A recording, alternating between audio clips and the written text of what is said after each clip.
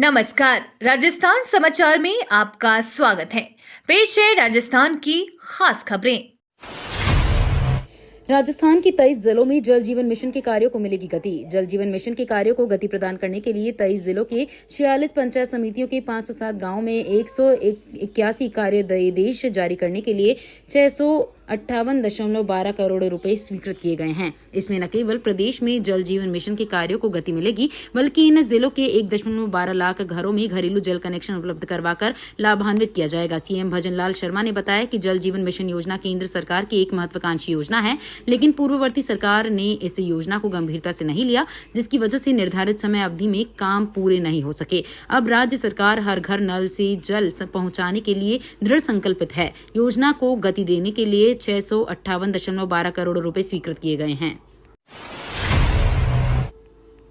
भजनलाल सरकार की पहली वर्षगांठ पर किसानों को मिलेगी बड़ी सौगातें। भजनलाल सरकार के कार्यकाल का 1 वर्ष पूर्ण होने पर राजस्थान के किसानों को बड़ी सौगातें देनी जा रही है। सीएम भजनलाल शर्मा ने मंगलवार को मुख्यमंत्री कार्यालय में योजनाओं की समीक्षा के लिए आयोजित बैठक में किसान कल्याण से जुड़ी योजनाओं की प्रगति की जानकारी ली। सीएम ने कहा कि राजस्थान एग्रीकल्चर इंफ्रास्ट्रक्चर मिशन के अंतर्गत 5,500 फार्म पौंड के लिए किसानों के खाते में सहायता राशि डीबीटी के माध्यम से हस्तांतरित की जाएगी।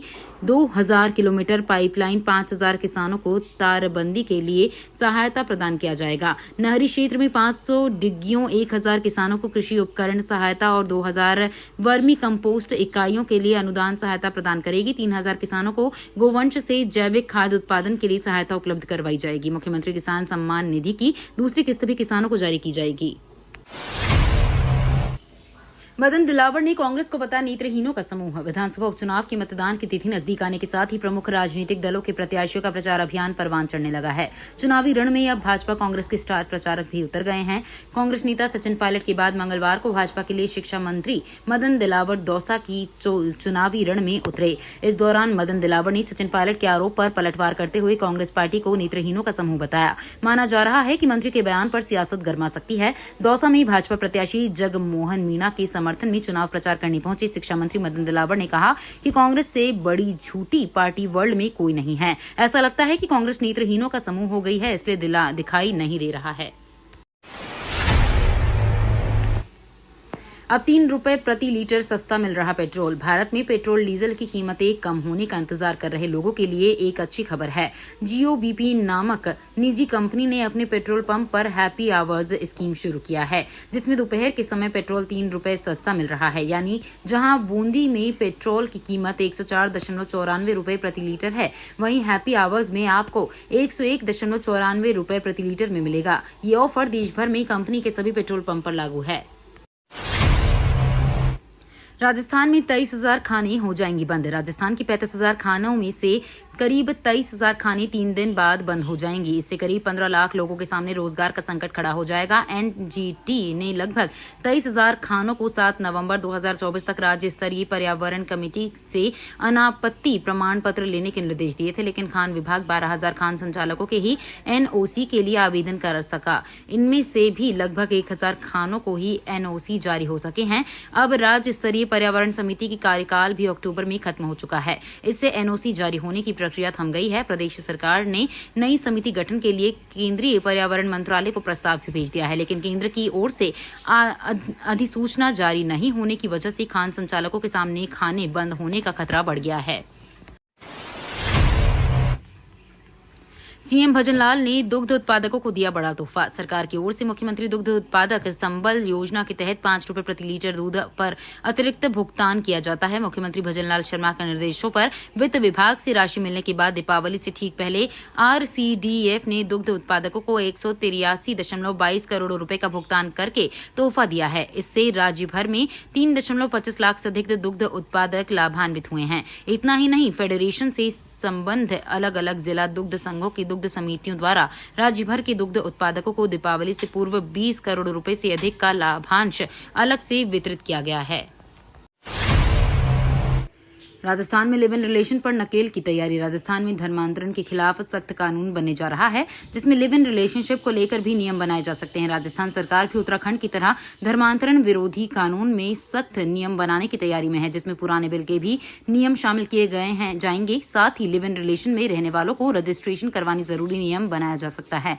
इसमें लिव इन में रहने वाले जोड़ों को अपना रजिस्ट्रेशन करवाना होगा। राजस्थान में कमर्शियल गैस सिलेंडर फिर हुआ 62 रुपए महंगा। दीपावली के फेस्टिवल सीजन के समाप्त होते ही शादियों का सीजन शुरू हो जाएगा। ऐसे में बाजारों में सबसे ज्यादा उपयोग होने वाली चीजों की कीमतों में कमी या बढ़ोतरी होगी। ऐसे ही अब राजस्थान की कमर्शियल गैस सिलेंडर की कीमतों में 62 रुपए की बढ़ोतरी की गई है।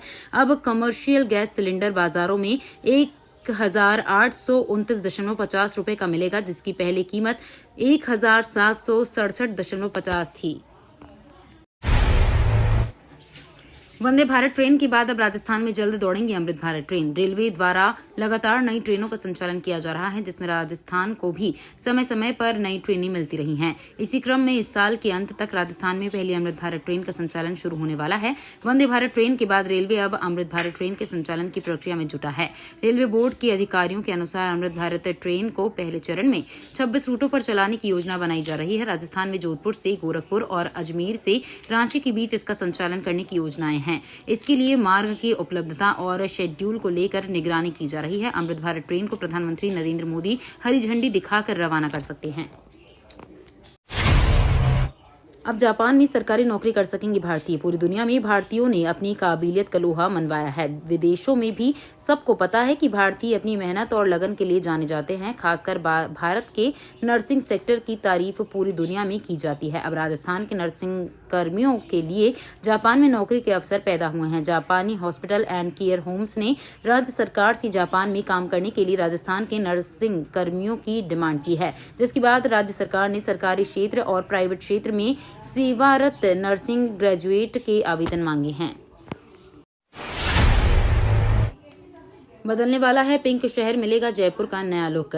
पिंक सिटी जयपुर जल्द ही बदला नजर आएगा। राइजिंग राजस्थान समिट से पहले जयपुर का नया लुक देखने वाला है। इस समिट से पहले शहर भर में कार्यक्रम की तैयारी की जा रही है। ऐसे में कई दुकानें, बिल्डिंग और मकानों के रंग बदले जा रहे हैं, जिसके बाद शहर फिर से अपने पुराने लिबास में दिखाई देगा। दिसंबर में होने वाले इस समिट की तैयारियां जोरों पर हैं। दीपावली के मौके पर भी राइजिंग राजस्थान समिट की थीम पर शहर भर में लाइटिंग की गई थी। राजस्थान में इस साल के आखिरी में यानी 9 से 11 दिसंबर तक राइजिंग राजस्थान समिट का आयोजन किया जाएगा। इस कार्यक्रम की तैयारी के लिए राज्य सरकार ने 34 IAS अफसरों को इन्वेस्टर्स को प्रोत्साहित करने की जिम्मेदारी सौंपी गई है।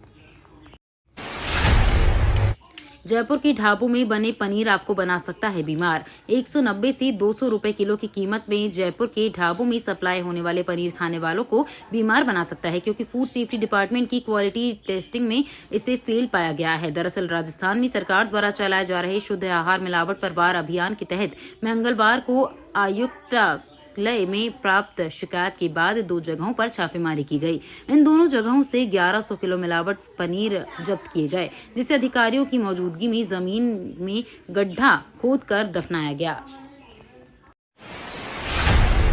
ओलंपिक 2037 की मेजबानी के लिए भारत ने पेश की दावेदारी। भारत ने ओलंपिक 2037 की मेजबानी के लिए अपनी दावेदारी पेश की है। इसके लिए भारतीय ओलंपिक संघ ने औपचारिक रूप से 1 अक्टूबर 2024 को इंटरनेशनल ओलंपिक कमेटी को एक आशय पत्र सौंप दिया है। इससे पहले पीएम मोदी भी 2037 ओलंपिक खेलों की मेजबानी की इच्छा जाहिर की थी। 2037 से पहले 2032 के ओलंपिक खेल ऑस्ट्रेलिया के ब्रिस्बेन में होंगे।